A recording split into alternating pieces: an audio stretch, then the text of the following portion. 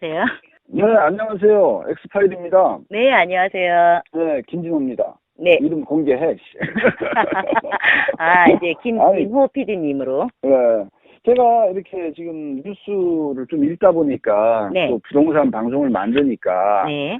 이상한 저는 처음 보는 단어가 나왔어요. 네. 젠트리피케이션. 아, 네네네. 그러니까 JTBC에서 네. 12월 22일 날 방송을 했더라고요. 탐사 플러스 쫓겨나는 상인들 네. 상권 잔혹사 해가지고 젠트리피케이션인데 네. 이게 뭐예요 이게? 젠트리피케이션은 그냥 네. 말 그대로 상인들이 들어가서 거리를 네네. 활성화, 장사를 잘해서, 네네. 장사의 컨셉이 좋고, 거리를 활성화시켜서, 이렇게 사람들이 많이 모이니까, 임대료가 올라가는 거죠. 영업이 잘 된다고. 예. 예. 임대료가 올라가니까 그 소상공인은 버티지 못하고 나가야 되는 거예요. 지금만 있는 문제는 아니고요. 네. 젠트리피케이션 문제는 사실은 임대료를 대기업들이 유명한 상권에 개인이 가지고 있는 매장에 자기네 안테나샵이라고 우리가 보통 흔히 말하는 안테나샵 광고용 매장을 내기 위해서 건물주들에게 직접 찾아가서 임대료를 뭐 지금 있는 돈에 더블을 줄 테니 혹은 심하면 3배를 줄 테니 우리에게 임대를 줘라. 이 임대차가 종료되면 우리에게 줘라. 이래서 사실은 뭐 10수년 전부터 있었어요. 지금 유명한 상권에 들어가 있는 본사 직영 매장들은 거의 기존의 자영업자들, 개인들을 쫓아내고 들어간 그런 매장이라고 생각하시면 돼요. 굉장히 좋지 않은 매장들이죠. 아유, 그러면 그 상권을 만들었던 분들이 거의 쫓겨난다는 얘기네요, 결국은. 그러니까 상권이 어려울 때부터 그곳에서 버티고 영업하시고 이랬던 분들이요. 다 쫓겨나시는 거야. 상권이 유명해지고, 이들의 뭐 홍대 같은 경우도 뭐, 이런 일반 공연을 할 수 있고, 뭐 이런 곳들을 좀 많이 만들고, 아무튼 청년층들이, 좀 감각 있는 사람들이, 감각 있는 젊은 층들이 가서 영업을 좀 살려놨는데, 영업을 잘하고, 좀 거리가 유명해지고, 많이 이렇게 되니까, 본사에서 다 치고 들어오는 거예요. 그러니까 결국은 대기업들의 어떤 농간이라고 표현해야 되나요, 이게? 사실은 그렇게 해서 시작이 되었는데, 현재는 어떻게까지 확산되냐면, 이제 개인이 개인을 몰아내는다기보다는 상권이 활성화됐으니까, 건물주가 자기 투자 수익에 맞춰서, 그러니까 건물이 자꾸 영업이 잘 되니까 임대료를 자꾸 올리는 거예요. 이 상가 임대차 보호법이 생기면서 나타난 현상 중에 하나가 예전에 상가 임대차 보호법 2002년인가 처음에 발효할 때 이제 언제부터 시행하겠다 그랬더니 그때 되면 이게 잘못 알려져서 이 법안이 잘못 홍보가 돼서 5년간 임대료를 동결해야 되는 줄 알고 임대인들이 일제히 월세를 더블로 올렸어요. 그런 적이 있어요. 재계약하려고 그러면 다 더블로 올렸어요. 그래서 울며 겨자 먹기로 나간 사례가 있고, 뭐 이렇게 되다 보니까 이제 임대 수익이 높아지니까 건물값이 높아지고, 건물값이 높아지다 보니까 이제 투자 금액이 높아지고, 요즘 뭐 대안이 정말 상가밖에 없다고 하니까 자꾸 상가로 투자를 하게 되면서 적정 수익을 봐야 되니까 계속 임대료를 높이는 거죠. 상인들은 견딜 수가 없는 거예요. 개인은 못 버텨요. 그럼 임대를 그렇게 높이다 보면 건물주가 그게 제가 봤을 때는 그렇게 나중 가서는 유리하지가 않을 것 같은데. 유리하지 않아서 상가에 불이 꺼져서 아마 그 기사는 보셨는지 모르겠어요. 이대 같은 경우에 이대 뒷골목 같은 경우에는 건물주들이 연합해서 앞으로 5년간 임대를 동결하겠다. 그래서 이제 또 다시 젊은 층들이 들어와서 공방도 만들고 이제 불이 하나 둘 켜지기 시작했다.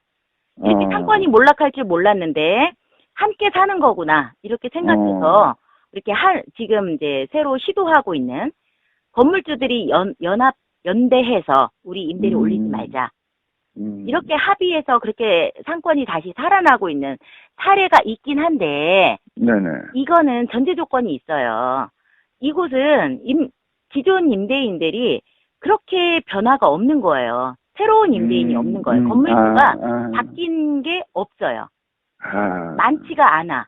그러니까 주도하는 세력들이 계속 여기에 삶의 터전을 둔 건물주들이기 때문에 그러니까 합의가 가능했던 거고 이 건물주가 빈번히 교체되는 곳은 이런 합의가 있을 수가 없어요.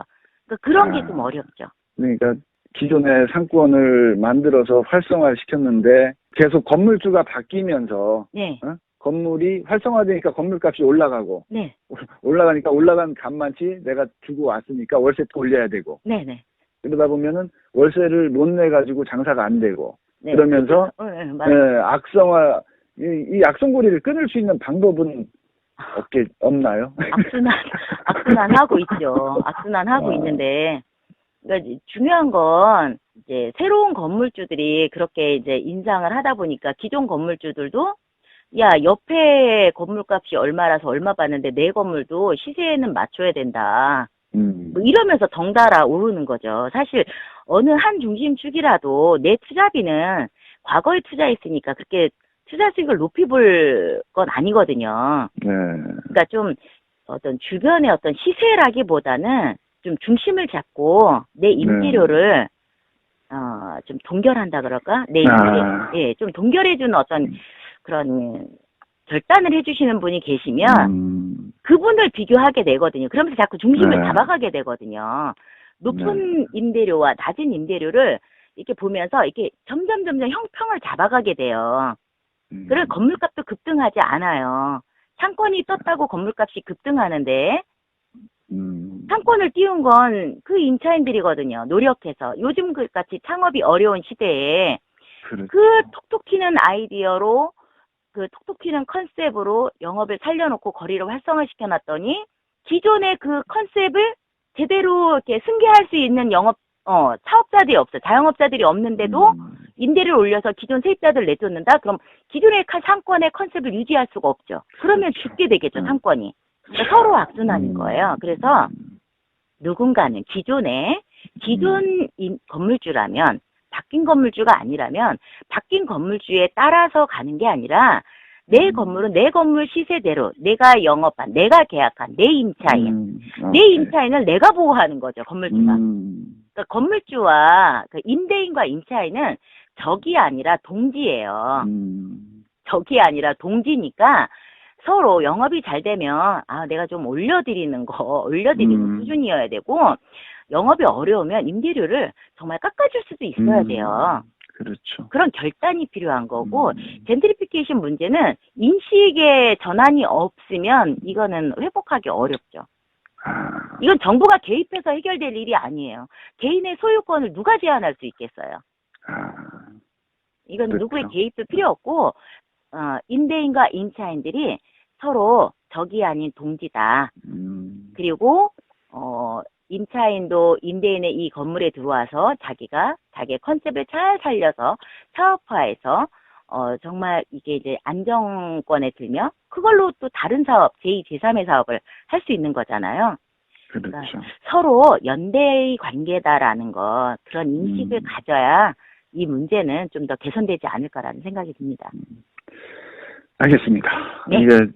이제 혼자 사는 세상이 아니고 네. 나 혼자의 욕심이 오히려 나의 발전을 더해할 수도 있고 내 건물의 값을 또 폭락시킬 수도 있는 거 아니겠습니까? 그렇죠. 장사가 안 되는. 그래서 더불어 사는 세상인데 네. 욕심을 조금만 버리시고 더불어 살아주면 다 같이 살 수 있는 세상이 온다. 네. 네? 그렇습니다. 이렇게 건물주분들께 말씀드리면서 제가 기사를 옛날 좀 지나간 기사인데 보면서 네. 이런 게 있었네 해가지고 전화를 갑자기 드린 거예요. 아이고, 저도 갑자기 전화하셔서 놀랐습니다. 앞으로 이렇게 갑자기 전화하는 방송 부동산 엑스파일 네네. 새벽 3시에도 전화 드려요. 네. 그럼 저 자다 깬 목소리로 전화 받겠습니다. 네, 그 목소리 꼭 들어보도록 하겠습니다. 아이고, 이런. 네네. 네, 오늘 방송 감사드립니다. 네, 고맙습니다. 예. 네.